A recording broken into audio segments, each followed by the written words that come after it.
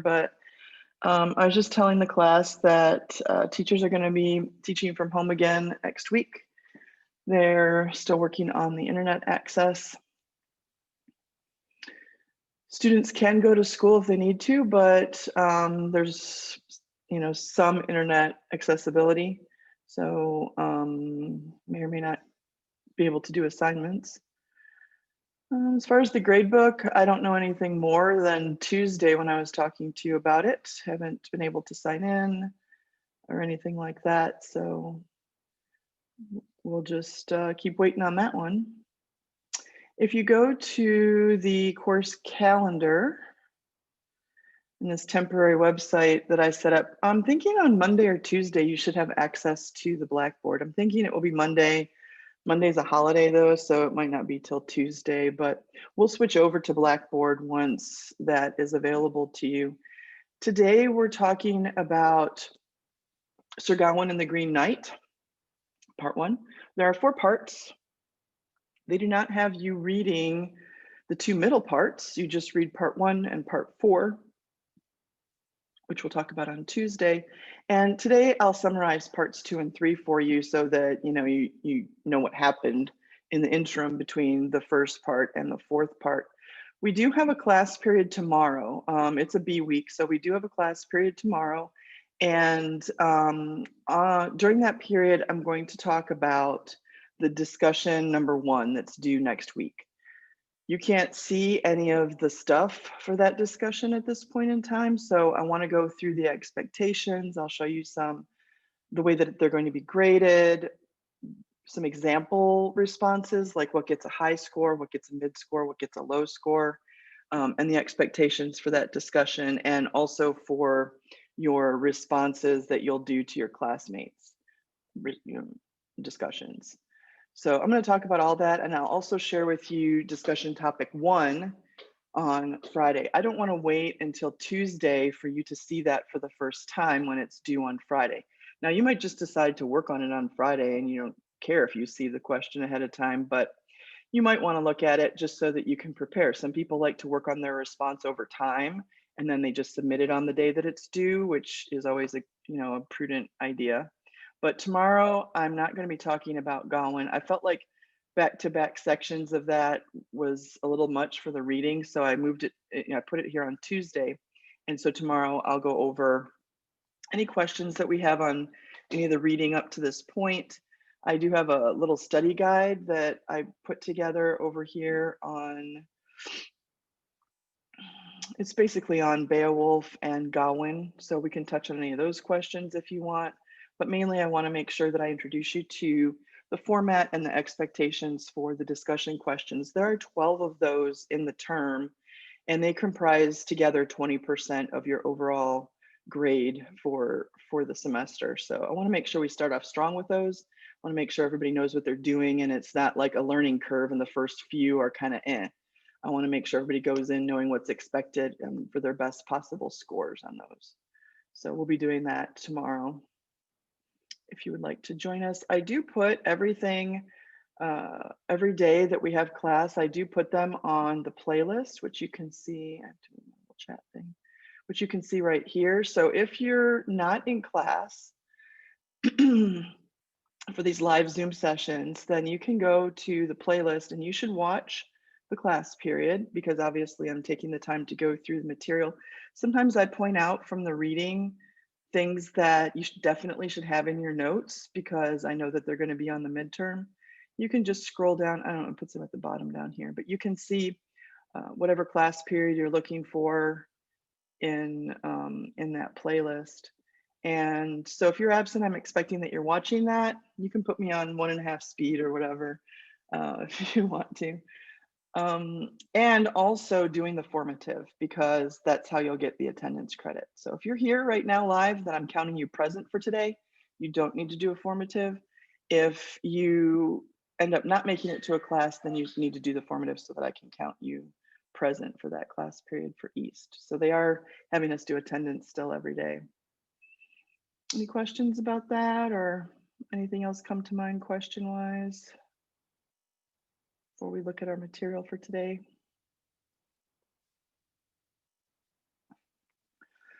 All right, today we're going to be talking about Sir Gawain and the Green Knight.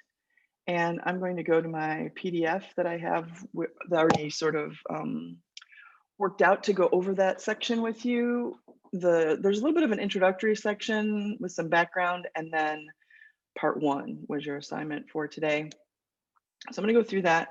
If you have questions, if you need me to repeat something, if I'm going too fast, if you want to interact with me in any way, feel free.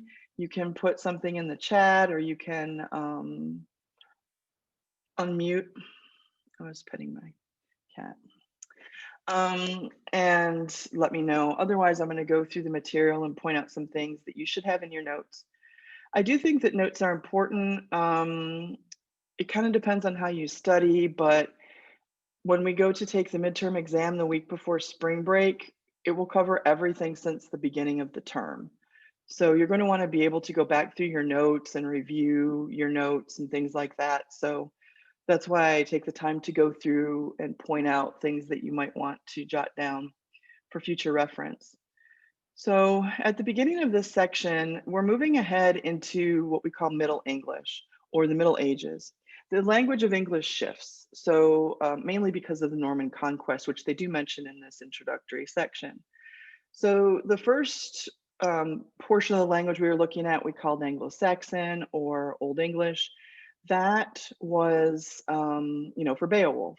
Now we're moving into Middle English, and there is a section in the introduction that shows you what Middle English looks like, but it's a little more easier for us to read in modern times. Some of those letter forms, like the fused A and E that we call ash, those do not continue into Middle English. So there are some changes to the English language in general, and of course also to literature. One of the points that they make here at the beginning of the introductory section is that writers of this time employed many genres. So everything from saints' lives to romances. Pretty much Anglo-Saxon stuff is an epic poem about a hero. If we move forward into the Middle Ages, we can see more variety in the types of pieces that are being written. We also have many more pieces available to us than we do Anglo-Saxon pieces. That's really limited. They mention here about romances, and I want to take a minute to talk about that so that you have a clear understanding of what we mean by romance. It will come up again when we study the Romantic era much later on. But when we talk about romances in literature, we're not talking about love stories. We're talking about stories that are romanticized. So any story that has like an ideal element to it, it's like a perfect situation. We call that romantic. So, for example, Gawain and the Green Knight takes place during, like the classic Arthurian time period. There's these knights and ladies and jousts and all that stuff. And we think about those times, it seems very, ideal. It probably wasn't ideal. I mean, just knowing what we know about the time period, they didn't bathe, they didn't brush their teeth, they didn't have bathrooms. They just had little, like portable pots that they had under their beds. And we're getting ready to have diseases. They didn't understand about the human body. They didn't understand about bacteria or any of that stuff. So in actuality, it probably wasn't the most pleasant time to live, but we romanticize it and we think about it as sort of an ideal time.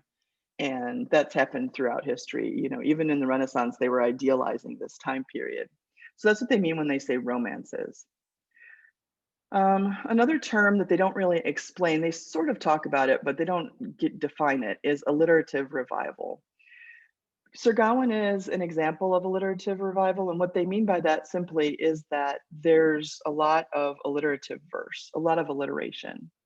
And poets used that in early writings to make it sound poetic. They didn't have rhyme, so they used initial consonant sounds being repeated in order to make it sound poetic and to make the piece flow.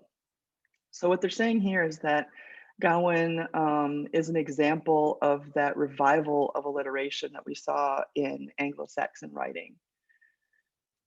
After the Norman conquest, which I don't know if you've studied European history or not, but I'll just talk about the Norman conquest as it applies to literature. The Norman conquest is very clearly a time period where the English language and the literature shifted noticeably because there was an influence of the French. In 1066, there was a battle called the Battle of Hastings, where the Earl of Normandy tried to invade and was successful in invading England across the Channel. And when he did that, he took power. And he didn't learn early English. He spoke French. And so he brought French and French society and French culture, and so there's an infusion of French at this time. For about 10 years, he ruled as the ruler in England. And so there's a French influence into the language and the literature. And so the Romance is a French form. And now we start seeing it taking hold in English for that reason, because of the influence of the ruler. And so they mention that in here. Another feature of this French influence is the idea of chivalry. And I want to make this a little bit bigger because it's a pretty good graphic. So when we talk about chivalry nowadays, we basically mean, like helping. If, somebody needs something carried or holding a door open for somebody, something like that. But in the Middle Ages, chivalry was a really core, important value system that was put in place by the church. And the goal was to elevate the civilization, to make it more moral and make it more righteous. So the code of chivalry was expected by all of those in sort of the upper echelons of society, the kings, the queens, the knights, because they were the role models for, all the other people. The code of chivalry included a lot of rules and things that knights and ladies and kings were supposed to do. And this is kind of like a really brief overview of it, but that's kind of what I like about it. So it says to live a respectful and honorable life by doing or not doing these things. Never attack somebody who's unarmed, avoid cheating, avoid torture, don't attack from behind. That's in, warfare. In terms of nobility, you're supposed to be self-disciplined and show respect, obey the law. You're supposed to protect the innocent, respect women. These are things that weren't happening in civilization very much. And so this was kind of like a new idea. And the knights were the forefront of it, that the church expected this from them. In terms of valor, they were expected to be courageous, to avenge people who were treated unfairly, to fight with honor, to defend the weak. Always keep your word, avoid deception, respect life, exhibit manners, be polite, be respectful, and be loyal. I don't think that sounds that different than what we expect of people in our society today. So it's obvious that they needed a code to tell people, hey, here's how you're supposed to be a good person in our society. And then they used the knights especially as examples. And so if the knights are living this creed, then everybody else who looks up to those knights can kind of start to try to do those things. And society gets elevated as a result. And the reason that I think it's important to understand chivalry, let me minimize this, is because Sir Gawain and the Green Knight is really a challenge to chivalry. The whole plot is about whether or not chivalry is a real thing, whether the Knights of the Round Table are really following the tenets of chivalry, or if it's just something that they say that they do. And this is an idea from the French. The whole story of King Arthur is actually a French tale, and we know why, because of the influence of the Norman invasion. And so these French romances were brought over and expanded upon in Britain. The original story of King Arthur was written by Sir Thomas Malory. They do mention that there in a book called The Mort d'Arthur, the death of Arthur in French. So they seized upon this concept because Arthur's British. And so many other authors used the Arthurian legend in order to make their, tell their tales. Guinevere and Lancelot and all that good stuff. And so they mention that there. Another point that's made before we even get into the text is the idea that there are a lot of stories that are a beheading game. I wouldn't say a lot, but enough that they mention it here in the intro. And that's when a supernatural challenger challenges someone to a battle of strikes. So the challenger says, if you take this weapon and hit me with it, then a year from now, I get to hit you with it. And that's exactly what happens in this story. So it's a previously done sort of stereotypical story that is being used in this piece. I already talked about the Christian ideal. I want to mention one important thing when we talk about the church or the Christian concept. When we're talking about these things in the Middle Ages, we're talking about any belief that is Christian. And there's this thing that happens in the Valley, and I haven't experienced it anywhere else, but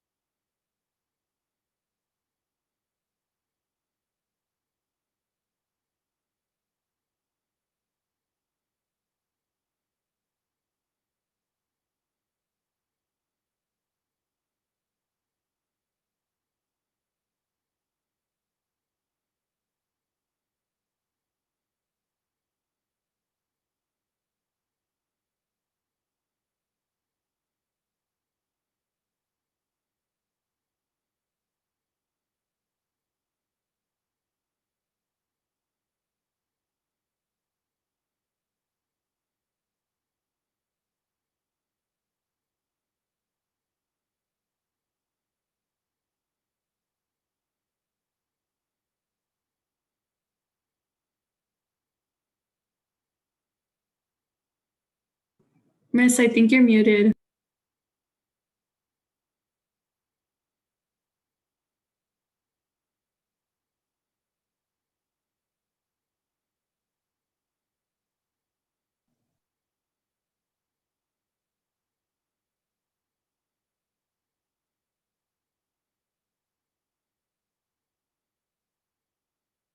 Okay, let's try this. Is that better? Okay. Yes, we can hear you now. Okay. Oh, okay, the beliefs in the valley. Okay, so yeah, so what I was trying to do is make a distinction. I think that my AirPods aren't plugged in. I usually use them because it's less echoey, but as long as you can hear me, I think that's the important thing.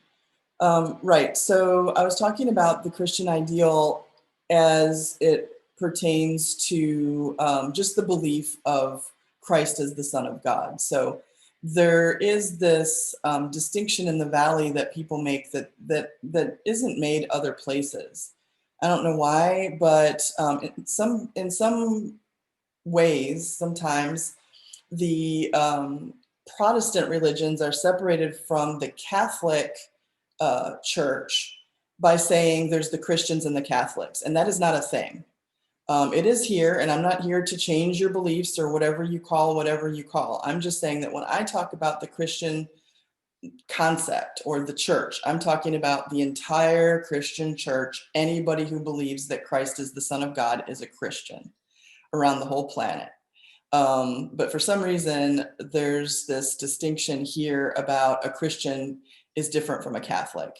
Catholics are different from Protestants in their belief and in their structure of the religion, but both are Christian. You know, if there's a figure of Christ, then it's a Christian religion. Muslims, no. Jewish people, no. But anything that falls under the Christian umbrella is what we're talking about when we say the Christian ideal. Or if I say the church, it's usually the Catholic Church because it's the one that was most formalized during this time. So hopefully that makes sense. All right, so then there's this example in the text that I wanted to point out to you where you can see an example of Middle English. So in this course, we're responsible for talking about how does the literature change over time, and also how does the language change over time. So we're looking to see in Middle English, we can see certain aspects like the and. Assault is a little bit different, but you could probably guess that. Cessed and seized, and Troy has an E on it. So there's a little more similarity maybe to the language that we speak today when we see Middle English. So this is a translation. So this is kind of like what we're reading, and this is what Middle English was like when this was originally written down. So they give you several lines of that so that you can see what it looks like in its original format. We're going to be reading it obviously in the translation though. So there are a lot of aspects that make it a challenge to read. All right, any questions on that background material that I presented to you?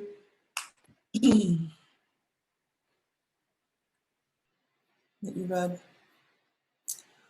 All right, I'm going to talk a little bit about part 1 so that you can check your notes and make sure that you have everything that you need for that part. If you have a question, just let me know. So part 1 starts off with a reference, a mythological reference. And there's a reason for that. There's a reference to Aeneas and Romulus and Troy, like the fall of Troy. And the reason that they do that at the beginning is because of the youth of the English language. When English was young, it was not a language that was used in official literature or writing at all. It was a language that was sort of lowly. Commoners spoke it. If you wanted to be official, then you spoke Latin or you spoke French or you spoke some other language, not English. English was like a baby language, and it was, not formal in any way. So as more writers started to write in English, or Middle English in this case, they tried to legitimize the literature by including some of the same characteristics of other literature in other languages, like to legitimize the language. So at the beginning here, there's this reference to Troy and Aeneas and Romulus, who's the founder of Rome. And it's sort of like saying, look, we know we're writing in English, but we're knowledgeable about mythology too. Because it moves on very quickly and says, after all that happened, since then, Britain was built. And so that's not important in terms of exposition, except to understand why writers kept trying to legitimize English until it was a more formal language.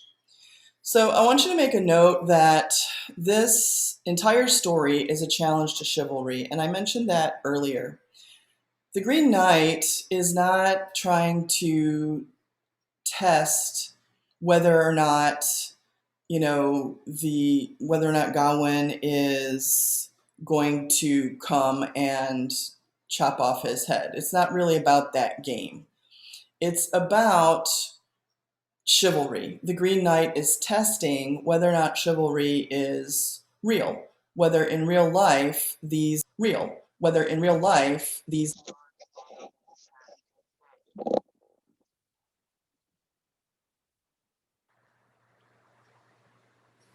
Okay. So it's one thing to say that you're honorable, but behind closed doors, do you do the honorable thing? And that's what the knight is kind of, the Green Knight is kind of checking on. So it's not directly stated, but you'll see through the plot that ultimately that's what he was looking for.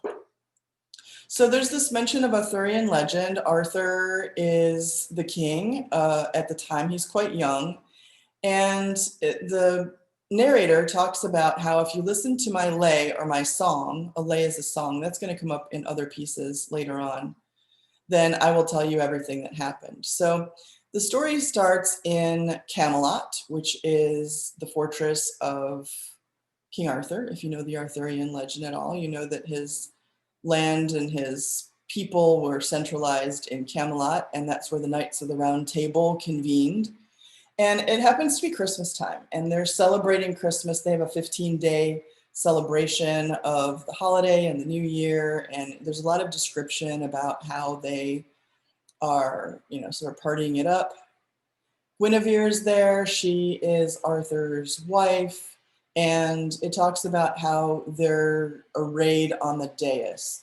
Now, I want to make a point about vocabulary because we're going to read a lot of difficult material, and I kind of think, here's how I think about vocabulary. I'm not going to make vocabulary lists or anything like that for you. As you're reading, if you notice that your comprehension is dipping, vocabulary might be something that you need to pay a little bit more attention to. So it might mean that you have to stop and look up some words so that your comprehension level goes back up as you're reading. So the word dais is used a couple of times in this piece. So if you don't know what a dais is, maybe the first time you read it, you skip over it. It's not, super significant in understanding the text, but when it comes up a couple times and it's inhibiting you from envisioning the scene or something, then you might want to stop and look it up. So a dais is a raised platform. And so the king and the queen and the court are all sitting up on this raised platform, and the other guests are sitting down below. At graduation, there's a dais. So the principal and the superintendent and the podium are all up there on the dais. We still use that term today. So they're describing that there. Arthur is, sort of greeting everybody and being the good host and whatnot. He doesn't want to eat until there has been some entertainment. I don't know why. So he's sort of just walking around and talking to people. Gawain is sitting next to Guinevere. Gawain is Arthur's nephew by his sister. So Arthur's sister, her son is Gawain. So it's his nephew. But the assumption is that Gawain is a little bit older than Arthur. So the way that happens is that it's Arthur's older sister, and she had a child, before Arthur was born. So they're all hanging out and they're having their Christmas celebrations, and there's a lot of imagery. A lot of times in these medieval tales, there's a rich description of the setting, and especially in these castles or with the clothing or with the horses that are ridden. And that's just to identify them as members of the upper crust, the people who are supposed to be upholding chivalry. And the suggestion in these old texts is that, well, if you're dressed in finery, you must be a good person. I don't know if I believe in that, but that was the belief back then. If you could afford to wear silks and, dress yourself in these ways that are described here in your home also, then you were probably a fine person. So they describe all of that. They describe the food that they're eating, these dishes, for the holidays and so on and so forth. And as they're celebrating, in comes this Green Knight. And I found this image that I wanted to share with you. I don't think it's terribly accurate because the Green Knight is a lot bigger. He's described as almost a giant. But you can see the green, obviously. It's not just that he's wearing green or that his horse has, like some green equipment. It's 100% green. Like his skin is green and all of that. So they know immediately that it's something supernatural, that it's not normal for a person to be green like that. This picture depicts Arthur and Guinevere, and this is Gawain, and here is the Green Knight with his axe. They don't show him with his tree that he's carrying. talk about that in a minute when we get to that section. He's carrying a branch from a tree, but just in terms of visuals.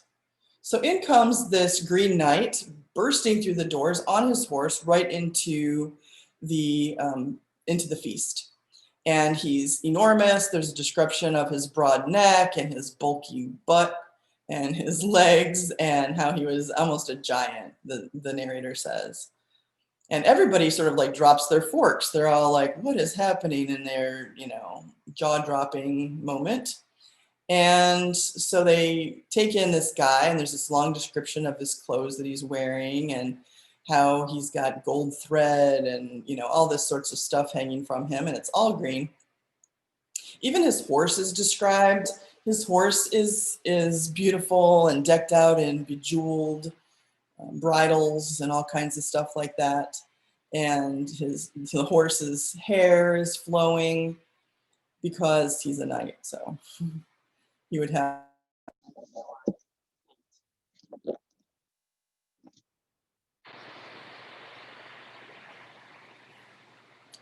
Okay.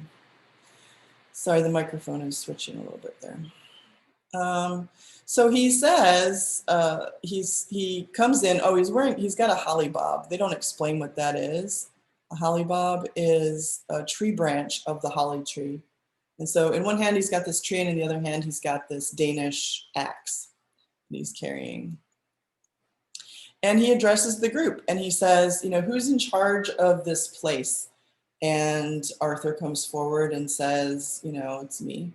So he says, where's the captain of this crowd? Keenly I wish to see that sire with sight, and to himself same I say. I've got something to say to that guy. And so they're all kind of looking around, and Arthur comes forward off the dais. There's the term again. He says, fellow in faith, you have found fair welcome. The head of this hostelry, Arthur, am I. Leap lightly down and linger, I pray. So there's hospitality, which is one of the tenets of chivalry. And he says, well, why don't you come in and, make yourself at home, and we'll get you some food, and, linger here with us. I'm the person in charge around here. And the knight says, well, I'm not here to revel. I'm here in peace, but I have a challenge. He says, I'm not even wearing any armor. I wore no metal. I'm not here to fight you, but I do want to issue a challenge. And so he issues it right here. He wants to know if anybody is sort of like man enough to take him on in this challenge with the axe that he's got. He says, I will give the first blow to whoever wants to take up this challenge. They can slice at me. And then a year from now, that person needs to come and find me, and I'll slice at them. Who wants to take up this challenge? And so everybody's kind of like staring, and nobody wants to jump up. And the Green Knight challenges their manhood and their, I thought this was the Knights of the Round Table. I thought you all were the most honorable men who, are so famous for being fair and all these things. Where is your valor now? And so King Arthur's sort of embarrassed by that. So he jumps up and says that, sorry, nobody's taking you up on that offer. And he says that he'll do it. But the Green Knight doesn't want him to do that because obviously he's the king and they need him. Suggesting that whoever takes him up on the bet might die. So Gawain jumps up and he questions the Green Knight a little bit. And he says, tell me again what the deal is. And so the Green Knight kind of repeats that. And he says, whoever takes up my challenge can take a swing at me with this axe. And a year from now, I get to take a swing at them, but they have to hold up their end of the bargain. And that's the test on chivalry, right? Will the person be honorable enough to go and find the Green Knight a year later? Will they present themselves so that they can probably be beheaded or not? So who's going to take up that challenge? Well, Gawain doesn't want for the knights to have a bad reputation, so he says that he will do it.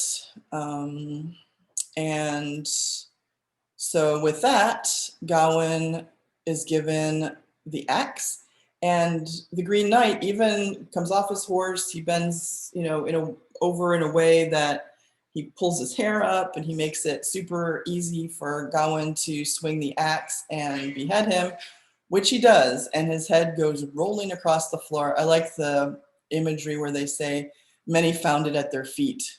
So as it's rolling, it rolled past almost everybody, blood splattering everywhere. Not exactly what you'd expect at a royal banquet, but it is entertaining. And instead of dying, the Green Knight goes over and picks up his head by the hair and carries it back to his horse, and he gets on his horse. And he says, now don't forget, Gawain, you have to come a year from now, and I get to have my reverse strike at you. He says, forget not to go as agreed, and cease not to seek till me, sir, you find. In other words, not only are you on your honor to come and find me, but you're not allowed to give up if you're a truly honorable and chivalrous person until you find me at the Green Chapel. And I will take my swing at you. Or if you don't, then you will be counted a recreant knight. So be obvious that you guys aren't all really about chivalry, and it's just, it's just words and not really actions. And with that, he leaves. And now Arthur says, oh, okay, well, I guess that was pretty entertaining. Now I can eat my dinner. And they have something to talk about. And that's pretty much the end of section 1. They kind of tell Gawain, keep your courage up. He's got to wait a whole year thinking about it. Any questions on part 1 that you read?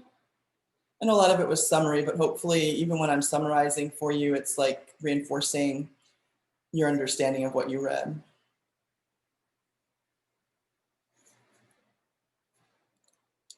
All right, well, you can read part 2 and 3 if you want, but I'm going to go ahead and do a summary of it right now because the next part is 4 for Tuesday. So I'm going to go through the part that gets skipped. Maybe it will take me 10 or 15 minutes. So part 2 is all about how time passes and it's a year later and Gawain's getting ready to leave. It's like November, and he's getting ready to leave to go and find the Green Knight at the Green Chapel. And Arthur, sort of wishes him well and says, go and do all the things that we expect of you as a knight. They spend a long time describing all of Gawain's clothing and how finely sewn it is, and the fine fabrics, and all of his chainmail and all of that stuff. He's got this horse called Gringolet. I don't know, people always laugh when I say Gringolet. But he's got this horse, and even the horse is decked out with the finest leather, and he's glittering, and the ideal of a knight on his horse. There's a description of this pentangle that Gawain wears. This is his symbol. It's a 5-pointed star, and it represents a number of things. The 5 senses that the knights use judiciously, the 5 wounds of Christ, and Mary's 5 joys, which are at the bottom of this page here. They mention them. The Annunciation, the Nativity, the Resurrection, Ascension, and Assumption. So those are the 5. So 5 is like a key number for Gawain. And so he has this pentangle that he wears on all of his stuff. So the horse he takes the horse. He's by himself. And as he goes out into the wilderness, of course, it's wintertime and it's cold. He encounters all kinds of foes, wild animals, and it even says wild men of the woods. And he survives all of that. But he does get, kind of exhausted on his journey. He is cold. He doesn't have a place to stay or food a lot. And so he ends up at this church where he prays for his health and to be able to find the Green Chapel. And just as he finishes his prayer and he crosses himself, he sees this castle in the distance and it's glowing, so he knows he's supposed to go toward it. And so he does. And he is welcomed there by this host. It's a splendid palace, and this host is kind of, middle-aged and got this gruff sort of beard. And he welcomes him in and says, you're welcome, we're feasting, come on in. And so he joins the group, and he is treated like a guest. His long description of the beauty of the castle and how fine everything is. They feast. Everybody can tell that Gawain is a knight because of his behavior, his clothing, his horse, the way he presents himself. And so they ask him to tell them about what's going on at Camelot and all of that sort of thing. And he's introduced to two women, and I want to spend a minute or two talking about them because they do figure prominently in section 4, which is your next reading. So there are two women that he gets introduced to. One is the host's wife, who is beautiful beyond compare. She's fair. She's almost a little sexy, the way that she's described. And her companion is an older woman. So he's introduced to them, and he greets them and so on, and they come up again later. He stays there for some time, recovering from his journey and spending time with these people, feasting and all of that stuff. They eventually he says, "Oh, I got to get going because I have to find this green chapel." And the host says, "Well, the Green Chapel is just 2 miles away. You're practically there, so you might as well stay on with us until it's the day that you have to go, because it's just 2 miles." So yay, he gets to stay some more. So he stays some more. And in these last few days, because they've gotten to know each other so well, the host says, "I've got a bit of a game for you.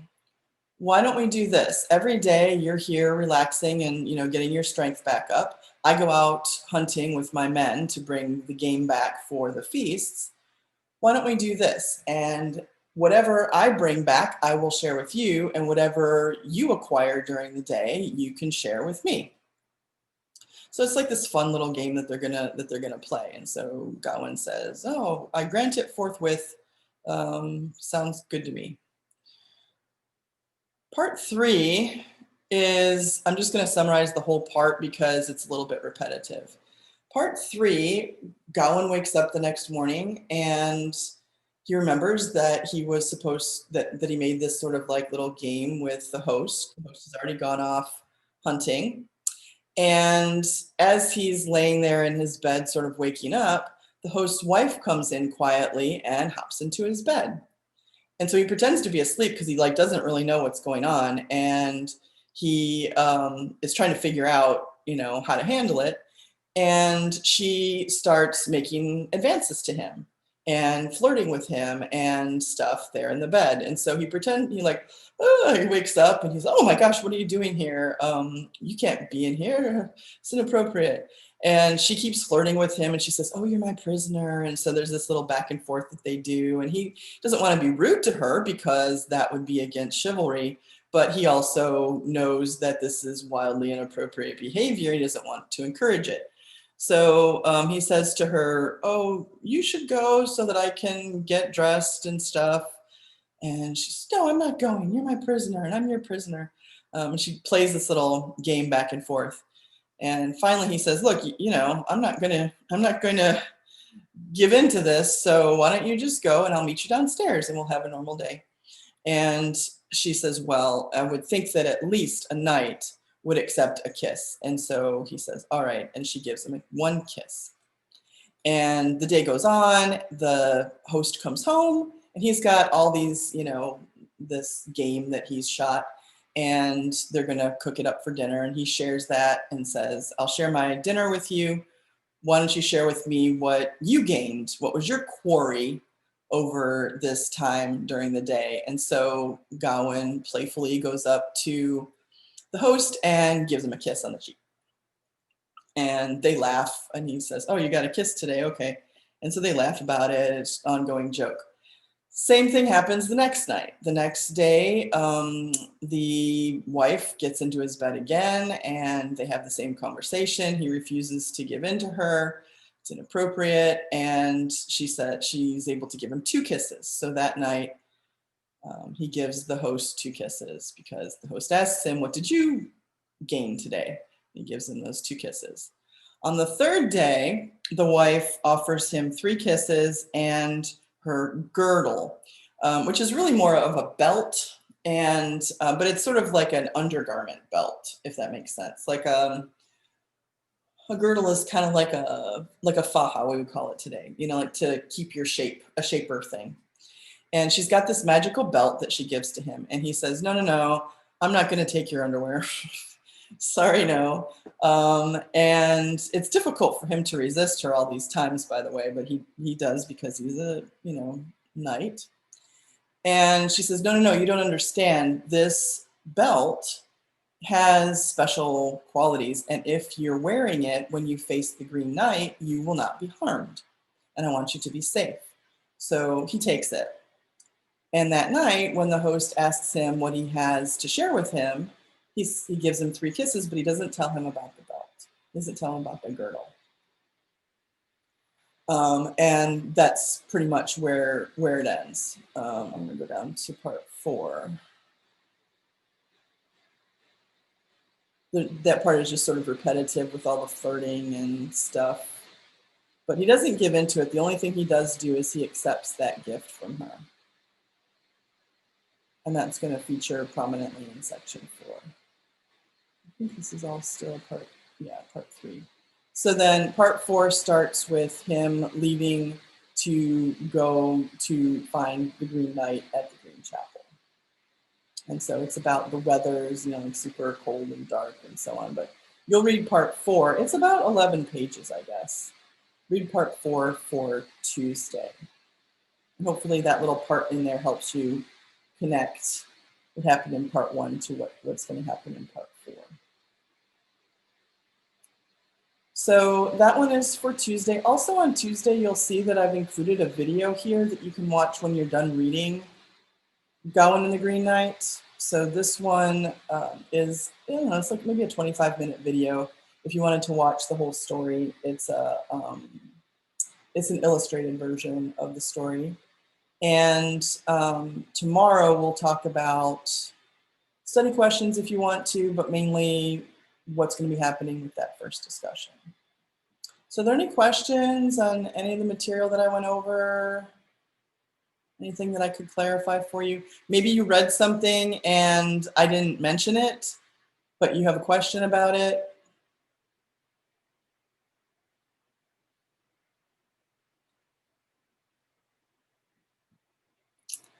Okay, well, I don't see anything in the chat, so I'm going to go ahead and wish you a good day. I'll see you tomorrow, and I hope that you get to enjoy the weather a little bit. Otherwise, I'll see you tomorrow for our Friday class. Bye. Alrighty. Bye, Miss. Bye.